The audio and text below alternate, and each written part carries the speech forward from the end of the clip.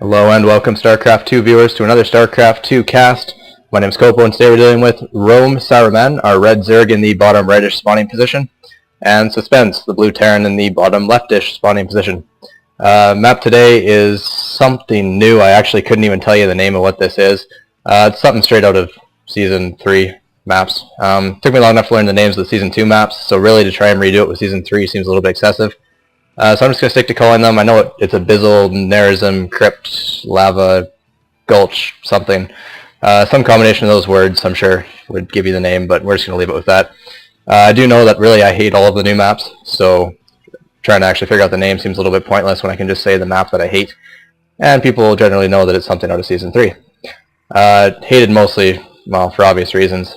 Most of these maps, you can really only take 2 bases. Past that, it's really tough to secure a third, so that means you're basically dealing with 2 base all-ins, and the like. It's actually quite annoying to deal with. So myself playing Terran, I mean, I'm forced to almost 2 base all-in just to kind of react. Not that I play a ton anyways, but you know, when I do, I try and tailor my strategies that way. By the way, I did get promoted to gold. If anybody actually cares, it's actually quite nice. I achieved the gold status as soon as the Season 3 lock was lifted. So yeah, first little milestone there. I'm sure nobody really cares. Today we are dealing with a TVZ on this map, and it is a diamond level game. I know we said we'd stick to plat and under for the most part. We're doing a diamond level game to kind of, you know, or I am doing a diamond level game to practice up because we are casting a tournament this weekend. Last player standing, StarCraft 2 Open number 2. Deals with diamond through Grandmaster players, so we're obviously just trying to, or I'm, again, just me, is trying to get a little bit of practice in. Skittles will be casting it as well. We'll be doing the replays, probably not together, but we'll both be doing some replays from that tournament.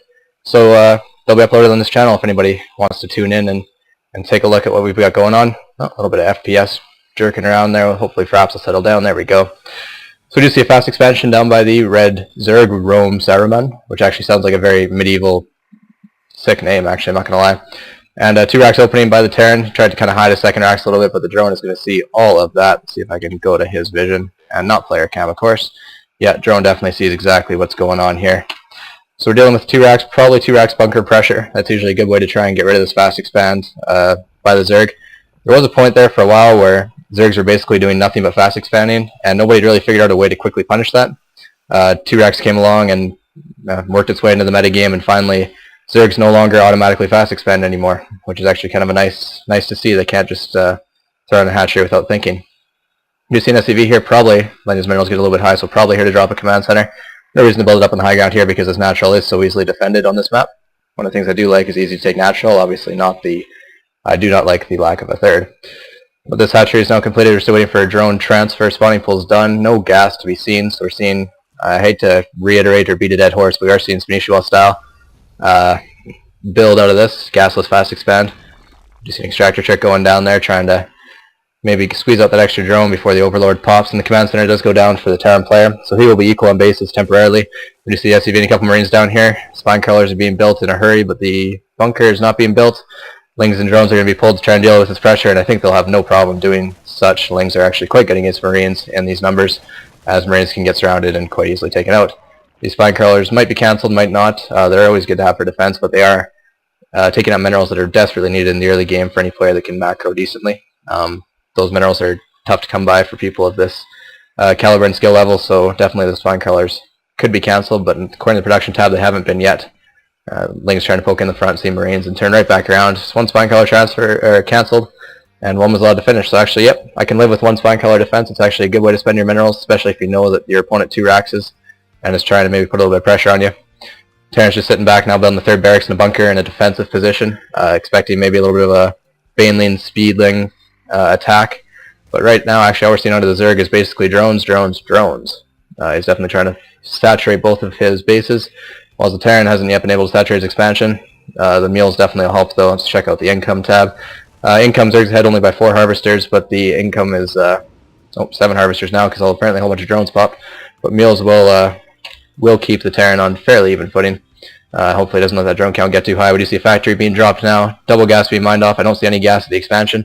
So factory for a little bit of tech anyways. You can't stay on tier 1 the whole game. Some people call marines like tier 4, tier 5 because they're so good, but really they're tier 1 guys, get it right. Do see a scan go down, and he sees the Baneling nest and the extractor, so he's going to expect Banelings. This marine-only strategy is actually quite weak to banelings, as banelings essentially melt marines. Quite unfortunate, but that's what Zerg does. Zerg basically has the unit that hard counters marines. Build a couple banelings and they can just kill vast swarms of marines. As I'm sure all of you are quite aware, that is how this matchup can often play out. Banelings are usually thrown in the mix somewhere. So you see still 2-base. RoMeSaruman, our Zerg player, has not found the need to take a third base yet. If he did, like I said on this God Alpha map, I have no idea where the hell he'd take it. There's rocks at this gold and it's really quite far away.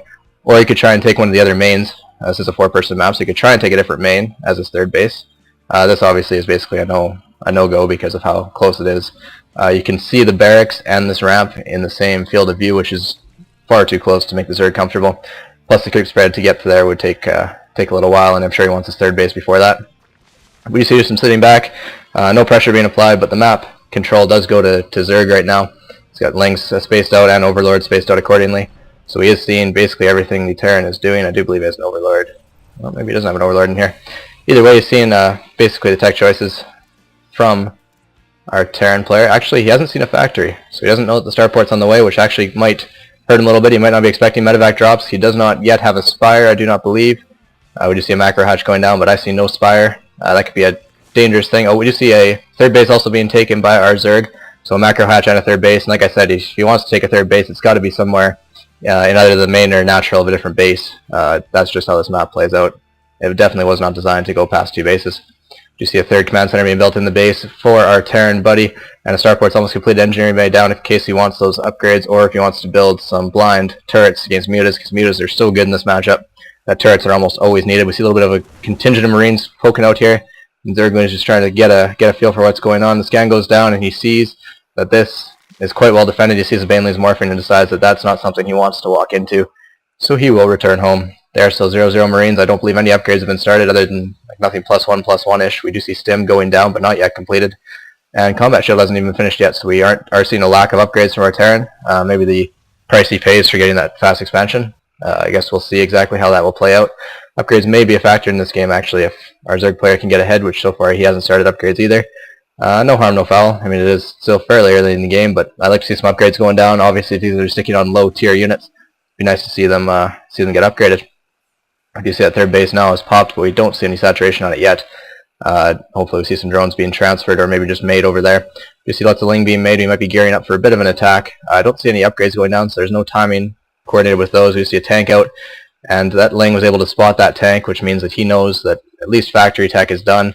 You can assume starport tech as well, although I don't believe he's managed to suicide an Overlord and see this yet. No, he still is playing quite in the dark. This force is going around, killing the rocks for the third base. Yeah, that's actually a decent base. He's expanding basically away from his opponent and taking a high yield at the same time. Technically Zerg could do that too with this base, but Terran's mobile marines and stuff, if you don't have the creep connecting the bases, it's really hard to defend a base that's this far away. We don't see any really attempt at creep spread. We see one tumor out there, but this far into the game he's not really attempting to spread the creep that much. You see a drop over here that I missed, loaded up, and he must have caught the third base. I don't believe he knew it was there beforehand, so he must have just completely caught it by surprise. He does take out the queen. Mutas are popping, which means that there's a spire completed, and Lings are right in here trying to kill the marines, trying to kill them off. I do believe this medevac will keep them alive for a little bit longer. 3 of them are left, and this medevac healing should be able to take them down, no problem. Now they should be able to go to town on this hatchery for a little bit while we see this marine tank. One medevac push coming through the middle. Kind of a dual-pronged attack here. I don't believe he meant to hit this, but if he did, that's map hacks for the Terran, because I don't believe he knew that that base was over there. Tanks deploying on the low ground, scan goes up trying to hit anything, but there's nothing to hit for the tanks, except the one Ling that kind of decided to suicide itself in there. Supplies are quite even right now. Mutas are going to dash in trying to take out these tanks, but the marines are there and quite alert, so those mutas won't be able to do anything. We do see a large contingent of banelings here though, and somebody once told me that banelings are quite good against marines. I think that was actually me. A little bit of elevator work here trying to get up to the mutas, and actually this might not be successful because medevac's taken out. These marines are trapped up on the high ground, and a couple banelings are rolling. They do have baneling speed now completed, and they just melt the marines. That was hardly even fair. Decent trade by the Terran though. He did manage to get rid of a couple of those banelings for very few marines. Although I'm wondering exactly where his marine count is. I wish, oh, here's another little contingent back here, but I kind of wish he had some more marines up here to defend these tanks. Mutas might be able to rip apart these tanks with only a small amount of marines here. To see the other force moving across the map, they're trying to reconnect with its long-lost friends over here. The space did not go down yet, but they're still hammering away at that hatchery, so hopefully that does get taken down at some point.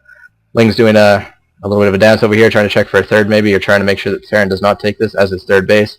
Why he would is beyond me, but you never know. You can never be too safe. Lings are running down. They do see this little contingent here, but they will hopefully back away. Yeah, this hatchery is about to fall. But these guys are about to roll in here. Baneley's rolling in. Lings are going to attack the tanks. Baneley's hopefully don't explode in the tanks. They got to take out the Marines. Decent Marine split here. Muta's coming in. Tanks are all gone, and Baneley's are just going to sit here and huge Baneley hits. And that is unfortunate. Terran now players now behind about 30 supply, and the Zerg player is about gearing up for a counter push. One tank in the middle of the map gets completely taken out. Lings, one Baneley, and Muta's coming in, and he's got very little to defend this. He has a missile turret at the mineral line, but these Marines and that missile turret will not be enough to defend against this. Marine's going to come down here. Supply depot raised, trying to defend him from getting into the main base. This expansion is completely open. That missile turret will chase the Mutas away for now, but these SCVs are going to get absolutely mauled by these Lings. Mutas come here to take out the missile turret, and they're actually getting decently hammered by that, but alas, that is no more. One Marine shooting from behind the supply depots, doing a decent amount of damage actually. This tank, hopefully, if maybe can siege up. And why would you drop the supply depots? No. Oh, he had the high ground advantage. I guess he's planning on not sacking this exploit. He wants to try and keep it alive, but there's too many Mutas here, not enough Marines. One medvac comes in to try and help out the Marines, but it's not actually going to work at all. Mutas and Lings still running in here. Tank doing a decent amount of damage, but obviously he can't shoot the air, so that those Mutas will tear it apart. One medvac tries to return to his main base, trying to heal some Marines that are caught on the outside, and he is sadly going to fall, and these supply depots will fall in a matter of time. Everything at the Terran's expansion is getting absolutely ravaged by these Mutas, and they'll just fly in, kill a couple Marines, and then go to town on this base. And I have to say, I hate to call premature GGs, but I have to say this is probably done.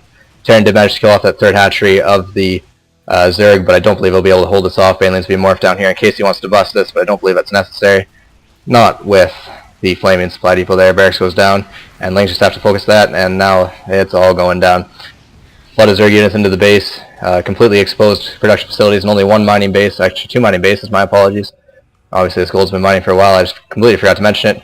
But all his production facilities are in here, and they're just going to blow Baneley's up on the mineral line. SCVs are pulled, trying to keep off these Lings, and maybe try and return to their buddies over at the gold base, but I don't believe it's going to make a difference. And there's the GG by Suspense. Zerg definitely was on top of that quite right from the start, and at the end he was obviously just mass expanding because he could. He had the Terran completely pinned back. I don't believe he knew about the existence of this. He knew something was down there. Yeah, he knew that there was done a little bit of a run by, but obviously he just decided to neglect that because he knew he could break right in the front. This has been Kopo for tonight. Hopefully you guys enjoyed the cast, and you will actually be seeing a lot of content uploaded by me and Skittles over the next couple days, as we will be casting the Last Player Standing StarCraft 2 Open number 2. This has been Kopo. I hope you guys enjoyed this, and I will see you guys later.